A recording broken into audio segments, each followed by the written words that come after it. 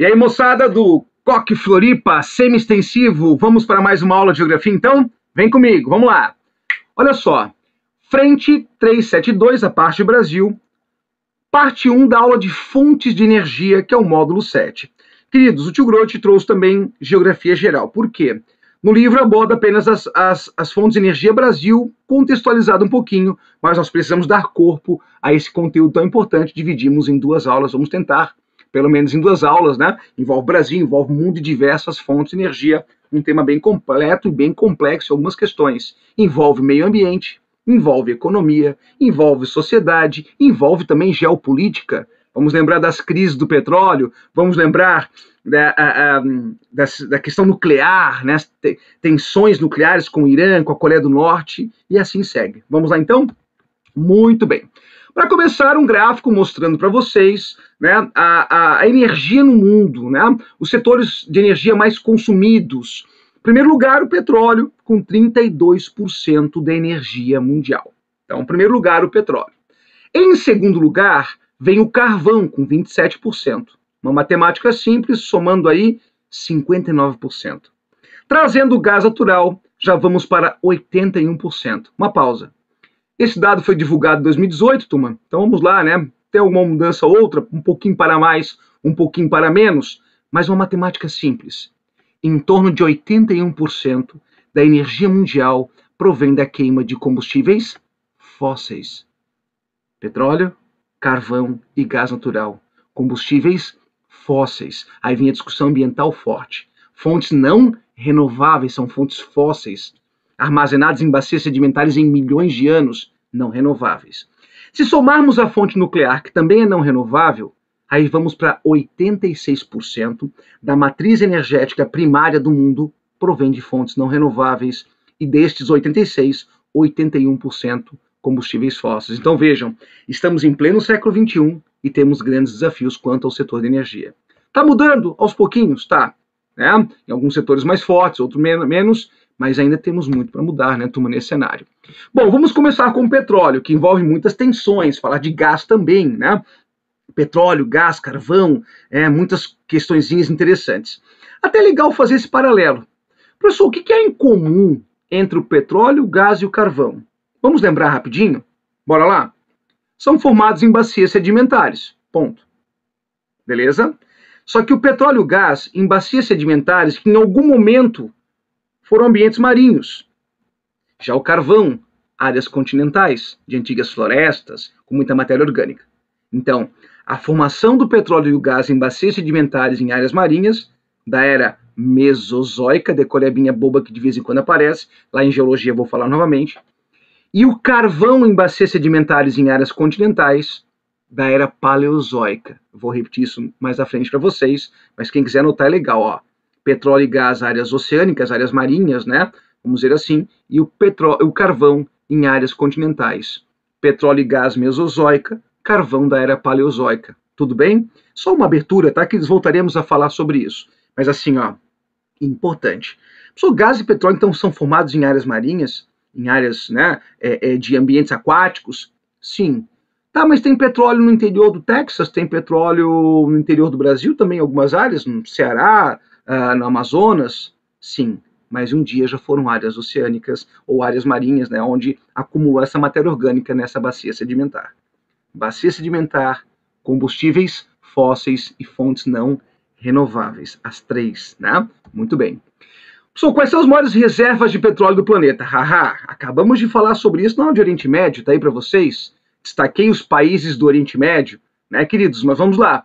Venezuela em primeiro lugar, é inacreditável que o país esteja sofrendo uma crise tão séria, né, tendo uma reserva tão expressiva de petróleo, à frente do gigante Arábia Saudita.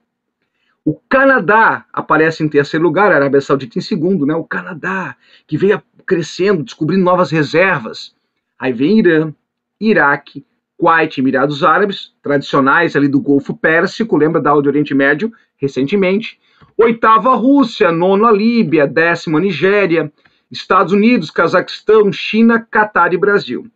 O Brasil, turma, eu entendo esse número subnotificado, né, subdimensionado, porque tem muitas reservas do pré-sal que não foram aí colocadas. Né? O Brasil, na minha visão, poderia avançar aí no futuro entre os 10 maiores, com as reservas do petróleo totalmente mensuradas, entendo eu. Mas vamos ficar aí com o que aparece oficialmente no SEA World Factbook, né, publicado na BBC.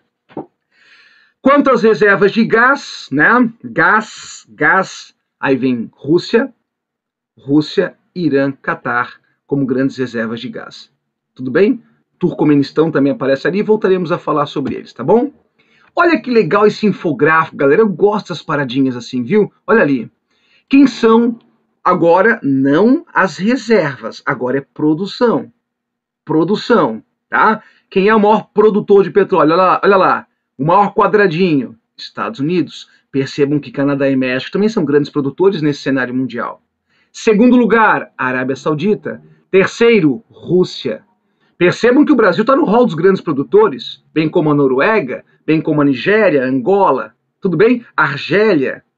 Beleza, Cristão? Fica bem legal, né? China, veja, figura como grande produtora de petróleo também, né? Então tá aí o cenário dos grandes produtores, tá bom? Aí as corzinhas indicam, né? O Oriente Médio, que é o maior produtor como região, ali a América do Norte, um grande destaque, tudo bem? Bem legal para sua leitura, né? O infográfico, divirtam-se. Vamos lá. Ó, agora certinho, tá? Agora em 2020 é o dado, tá, molecada? Bem fresquinho para vocês. Eu trouxe lá do barril do petróleo. Vamos lá. Estados Unidos da América, né? Aparece em primeiro lugar na produção. Segundo, só mais os Estados Unidos, volta um pouquinho, volto, claro, o Tio Grote volta para vocês. Ele é o 11º em reservas. Pois então, veja só, mas produz muito, sua demanda é gigante, né? É o maior produtor. Segundo lugar, a Arábia Saudita, terceiro, a Rússia. Os gigantes do petróleo que comandam essa geopolítica do petróleo. E para eles, né, dependem muito do petróleo, sobretudo a Rússia, a Arábia Saudita nas suas exportações. Canadá, Iraque, Emirados Árabes Unidos, China, ó o Brasil aí, à frente do Kuwait e do Irã. O Irã, apesar de sofrer sanções aí nos últimos anos também, teve uma queda, né, em sua produção, mas o Brasil lá aparecendo, figurando entre os maiores produtores de petróleo no cenário mundial. Bora lá. Então tá aí, queridos, o que o Tio Grote falou a vocês, né? Uma área marinha, né, o plâncton, os resíduos orgânicos vão acumulando, né, e não é um processo muito simples, né, vai sedimentando essa matéria orgânica, sob pressão em temperatura, num processo, né, de fossilização desse material, acaba formando o gás e o petróleo, que depois pode vir a ser uma área continental, tem a dinâmica tectônica e outros fatores que podem levar a ser uma área continental hoje, sem problema algum. Bom, mensuramos as reservas, falamos dos produtores, vamos trazer agora um pouquinho da geopolítica do petróleo. Queridos, teve um fato que o Tio Grote vai comentar com vocês. 1928, surge no mundo um cartel das grandes empresas petrolíferas, chamadas de 7 Irmãs do Petróleo. 5 americanas e 2 europeias, que simplesmente quiseram comandar o setor. Mas eles não são as grandes reservas. Mas as empresas queriam comandar o setor do petróleo. Até vamos lembrar, 28 ainda havia aquele forte movimento de imperialista, né, no cenário africano e do Oriente Médio. Então as empresas impuseram, né, os preços do petróleo e os países eram obrigados a aceitar. Até que os países refletiram, peraí, nós temos as grandes reservas, mas quem manda no setor são as grandes empresas. Ah, vamos mudar essa história. E o que aconteceu? Em 1960, uma guinada geopolítica no setor, uma mudança interessante no setor, que foi a criação da Organização dos Países Exportadores de Petróleo. Já passou por muitas mudanças, a Indonésia saiu recentemente, o Equador saiu este ano, o Catar também saiu ano passado, então tem umas loucuras aí, entra e sai, mas vamos lá, os criadores continuam lá.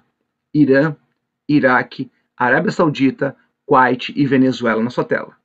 Ainda segue na lista, né? Líbia, Emirados Árabes no Oriente Médio, Argélia, Nigéria, Gabão, Angola, que entrou em 2007, Guiné Equatorial em 2017 e Congo em 2018. Tudo bem, querido? Então esses são os membros da OPEP. Já tivemos o Catar, né? Já tivemos ali outros países também, mas estes são os atuais membros da Organização dos Países Exportadores de Petróleo. Nelson, e aí? Quando é que eles mostraram para o mundo que eles tinham força no setor?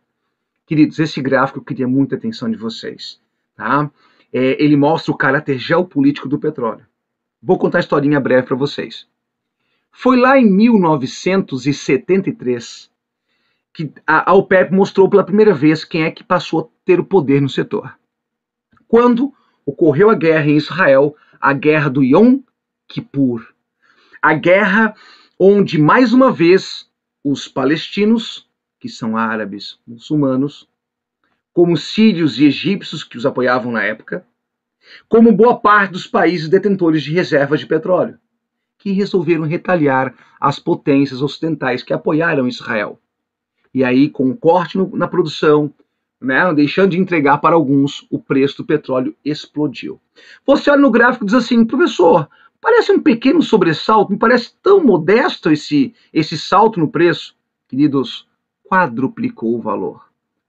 Quadruplicou o valor. Pense a gasolina hoje, R$4. Daqui a 10, 12 meses, custando R$16 no Brasil. Foi um colapso econômico.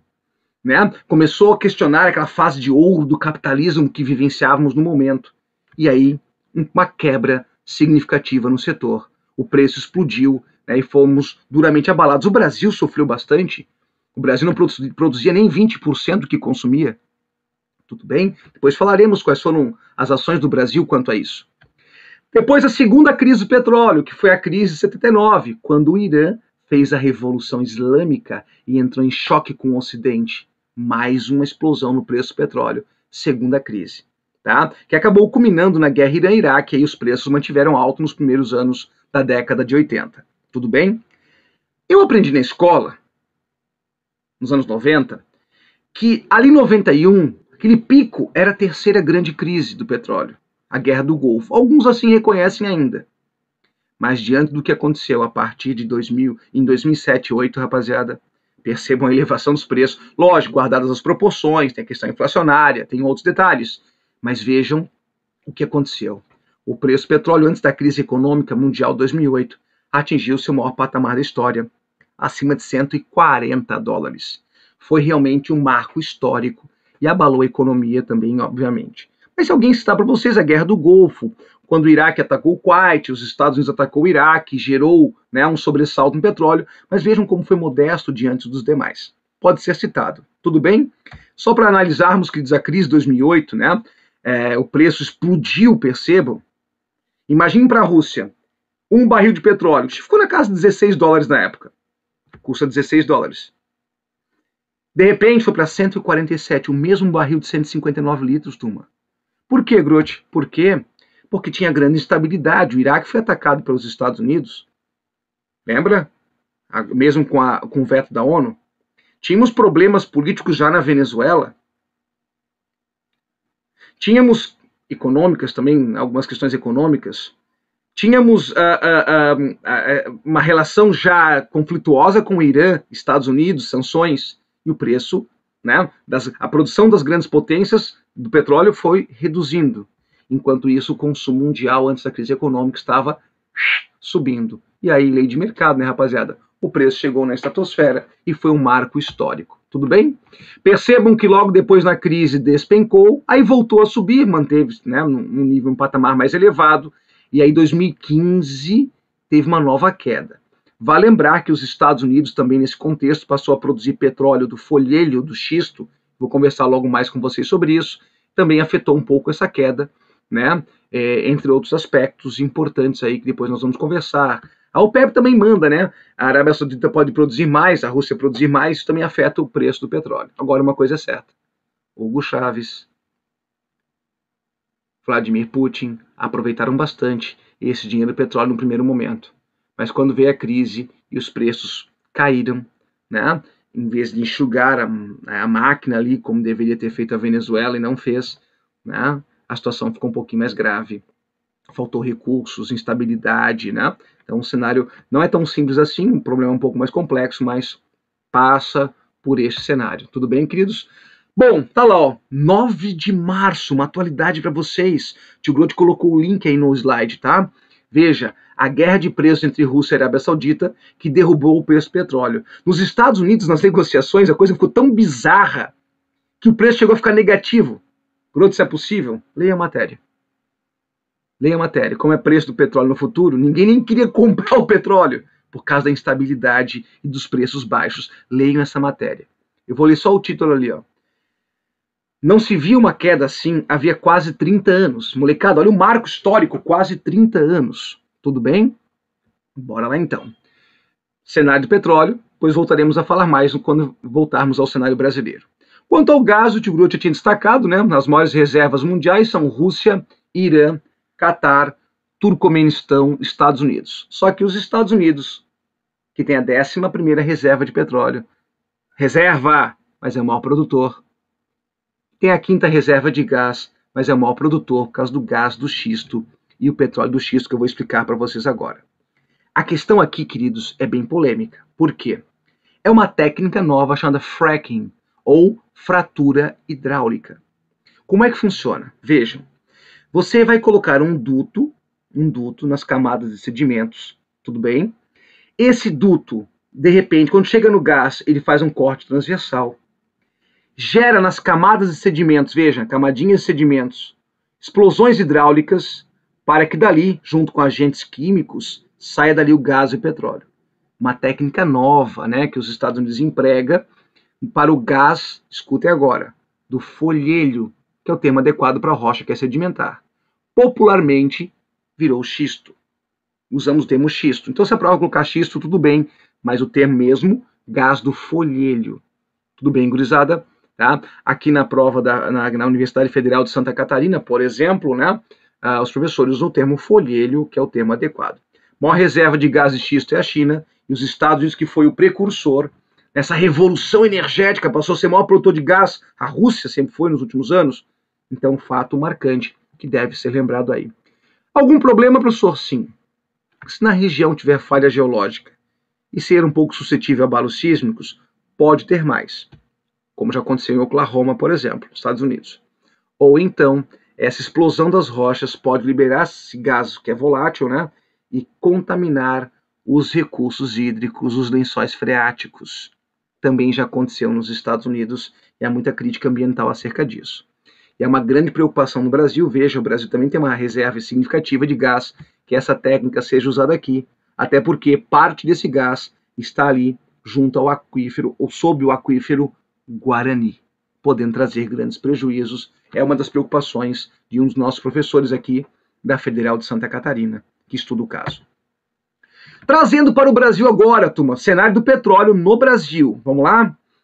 O senhor Getúlio Vargas, ele é um marco no setor do petróleo. Muitos pensam, professor, eu lembro, o petróleo é nosso, Petrobras, nacionalismo, estatal. Calma. No primeiro governo Vargas, já em 1938, ele criou o Conselho Nacional do Petróleo. Então, o primeiro passo já foi lá em 1938, Conselho Nacional do Petróleo. Em 1939, nós temos o primeiro barril sendo explorado no Brasil. Tudo bem? Aí sim, seu segundo governo, ele cria a Petrobras e diz para o mundo, o petróleo é nosso. Vou criar uma estatal e vou definir o monopólio dessa empresa no setor. O que só veio a mudar no governo FHC, de 96 para 97, onde ele tirou o monopólio da Petrobras e a Petrobras virou uma empresa mista. Por isso o governo tem comando sobre ela, mas você pode ser um acionista da Petrobras. Tudo bem, molecada? Vamos avançar? Muito bem.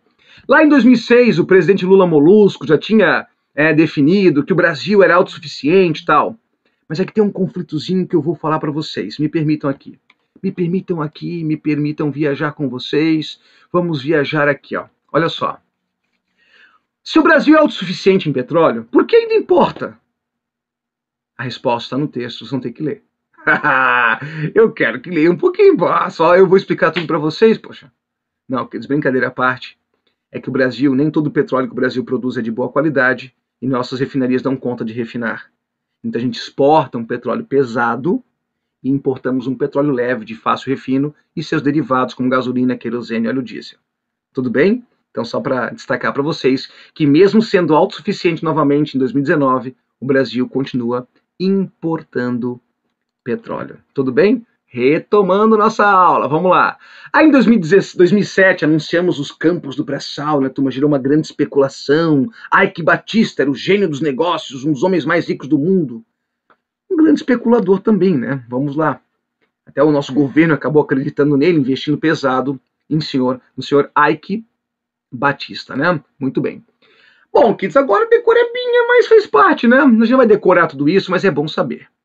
Qual estado tem a maior reserva de petróleo? Na casa de 80%. Rio de Janeiro. Segundo, Espírito Santo. Terceiro, São Paulo. Mas a proporção é absurdamente... Rio de Janeiro domina. Nordeste e Amazonas. Percebam, são os destaques, o resto 0,1% das reservas. Tudo bem? Então são os gigantes do petróleo brasileiro, Sudeste especialmente, Nordeste um pouquinho no Amazonas, né? E Nordeste a gente tem um pouquinho no continente.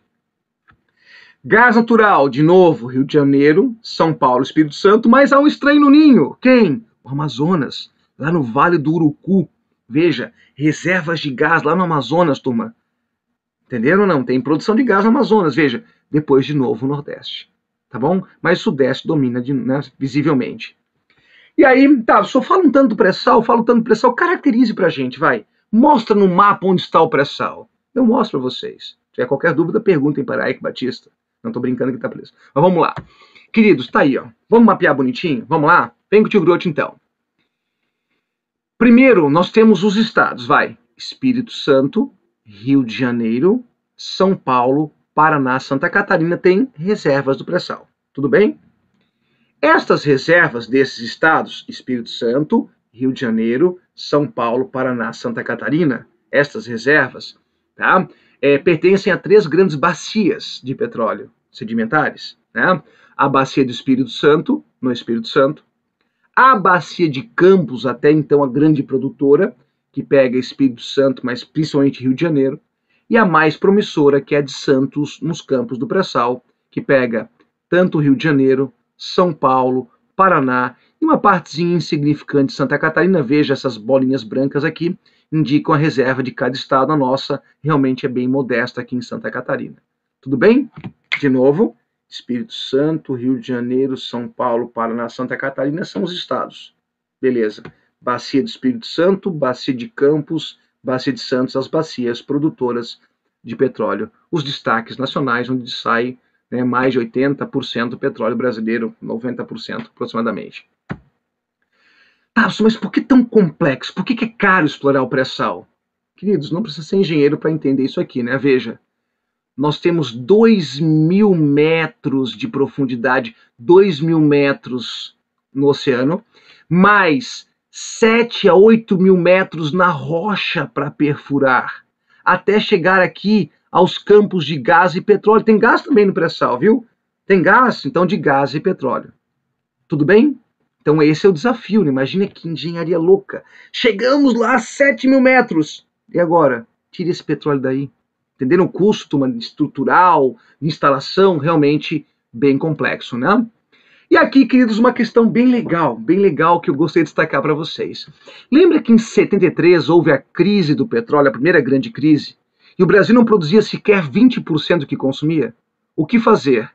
Aí vejam que, na época, os militares estimularam as pesquisas oceânicas. O Brasil, em 75, foram 2 fatos marcantes. Estimularam as pesquisas oceânicas e estimularam o setor do etanol.